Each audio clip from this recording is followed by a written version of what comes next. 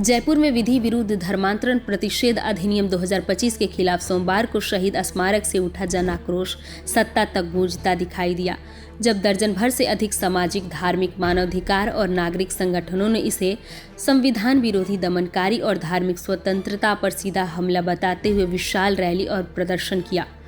धर्म चुनने की आज़ादी पर पहरा नहीं चलेगा, संविधान के खिलाफ काला कानून वापस लो जैसे नारों के साथ एमआई रोड से लेकर संसार चंद्र रोड तक गूंजे स्वर इस बात के गवाह बने कि नागरिक स्वतंत्रताओं से समझौता अब स्वीकार नहीं। वक्ताओं ने कहा कि यह कानून भय, अविश्वास और भेदभाव को बढ़ावा देता है। अल्पसंख्यकों, दलितों, आदिवासियों और वंचित वर्गों को संदेह के घेरे में खड़ा करता और संविधान की आत्मा, समानता, स्वतंत्रता और बंधुत्व को कमजोर करता है। प्रदर्शन के बाद राष्ट्रपति के नाम ज्ञापन सौंपकर कानून को तत्काल वापस लेने की मांग ने इस आंदोलन को और धार दी।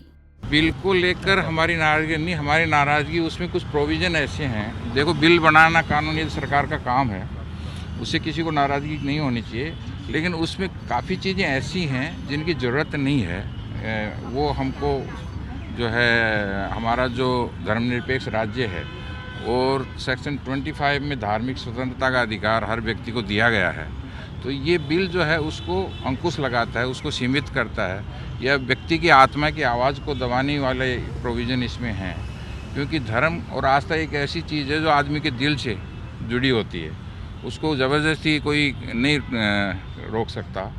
तो यदि सेक्शन 25 ये कहता है, और सुप्रीम कोर्ट ने भी हादिया केस में ये कहा है कि हर एक वयस्क व्यक्ति है वो अपनी मर्जी से शादी भी कर सकता है और धर्म भी कोई भी मान सकता है और परिवर्तन भी कर सकता है, तो फिर ये जो अभी जो बिल बनाया है इसमें ये कहा गया है कि साहब यदि कोई धर्म परिवर्तन करेगा तो उसको 60 से 90 दिन पहले कलेक्टर साहब को एप्लीकेशन देनी पड़ेगी, बताना पड़ेगा कि मैं धर्म परिवर्तन कर रहा हूँ।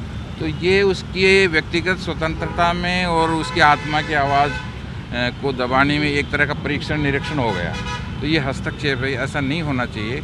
और हमारी जो ब्यूटी है कि सभी धर्मों को बराबर समानता से देखा गया, सबको स्वतंत्रता दी गई है। दूसरा जो है, जो व्यक्तिगत निजता का अधिकार है, जो प्राइवेसी का अधिकार है, उस पर भी इससे अंकुश लगता है। जब शादी करना या धर्म को मानना ये आदमी के व्यक्तिगत निर्णय है। अब इनमें यदि जांच वाँच होने लगेंगी और इससे भी ज़्यादा इसका दुरुपयोग होने की संभावना है, और कुछ एग्जाम्पल दिख भी रहे हैं, जैसे कि कुछ लोग जो है इसका सहारा लेके और पहुंच जाते हैं कि साहब वहाँ धर्म परिवर्तन हो रहा है, कोई भी अफवाह उड़ा दी और वहीं 50 लोग इकट्ठे होकर पहुंच गए।